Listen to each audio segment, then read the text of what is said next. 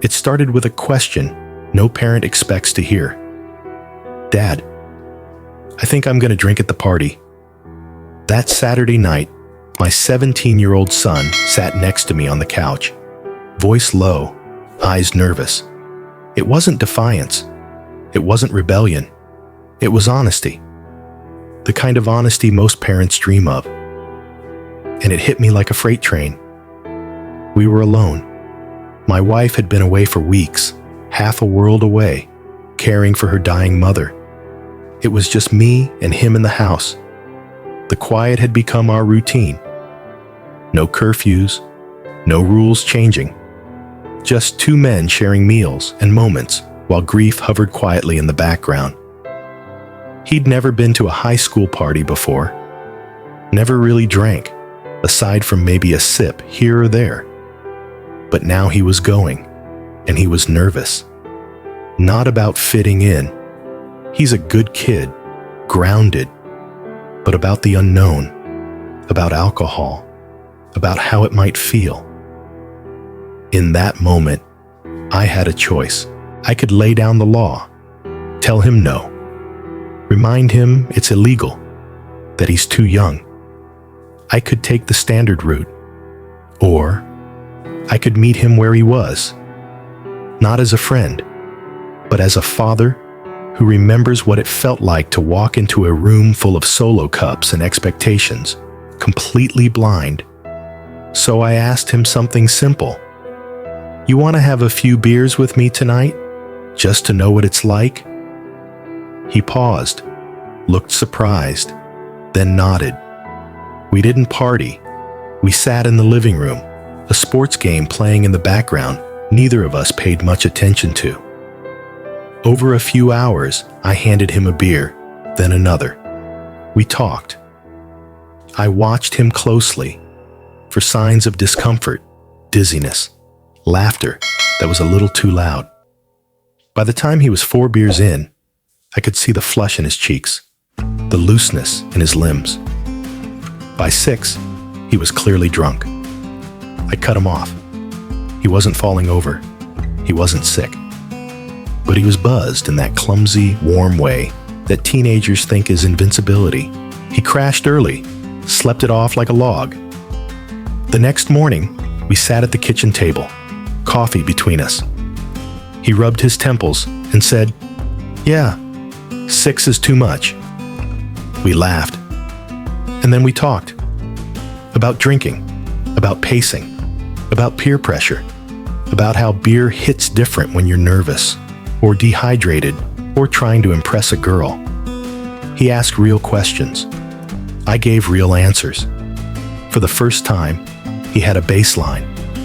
He knew his limit, and he'd learned it in the safest place possible, at home, with someone who loves him. I felt proud, genuinely proud. I'd rather he learn the feeling of too much alcohol in our living room than in a stranger's basement, vomiting alone into a bush while his phone dies. It felt like a good call. So I called my wife. I told her, not as a confession, but as transparency. I wanted her to know. I wanted her to see what I saw. Our son learning, growing, trusting. She didn't. She was livid. Through the static of an international phone call, her voice sliced through. Sharp, panicked, angry. "You let him get drunk?" I tried to explain that it was controlled, that it was intentional, that it was safe, but none of it landed. To her, I wasn't parenting.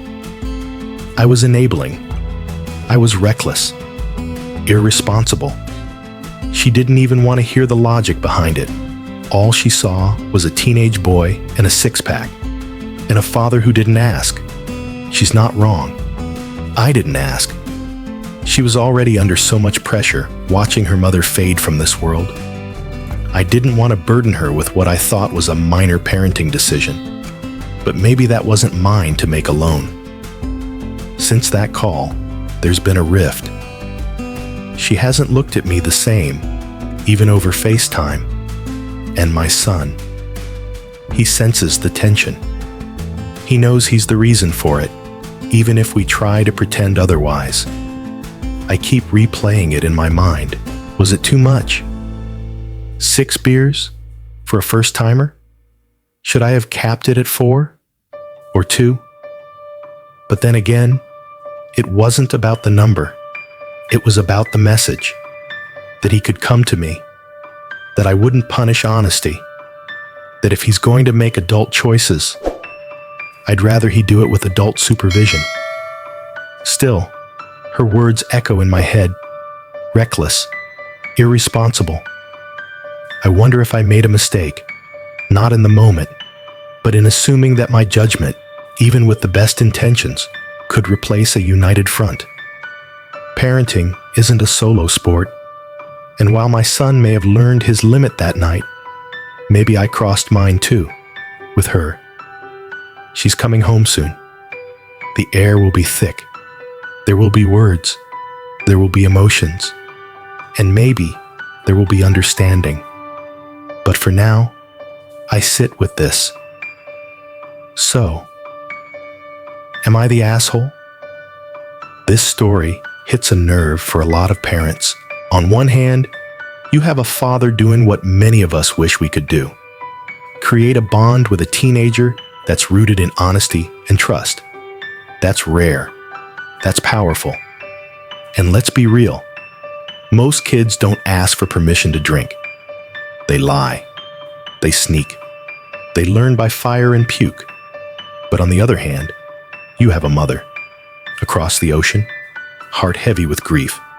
Blindsided by a decision she didn't get to weigh in on. And that's valid too. This isn't a story with villains. It's a story with good intentions colliding. It forces us to ask hard questions. What is responsible parenting when the world our kids are stepping into is anything but safe?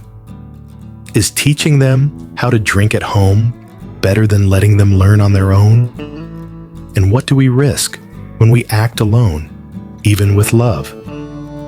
If you're a parent, what would you have done? And if you were the kid, would you have wanted this? Comment below. We want to hear your take. This is AITA Story Vault. Stories that stir. Stories that stay with you. Stories that make you question what you thought you knew. Until next time, stay grounded, stay human.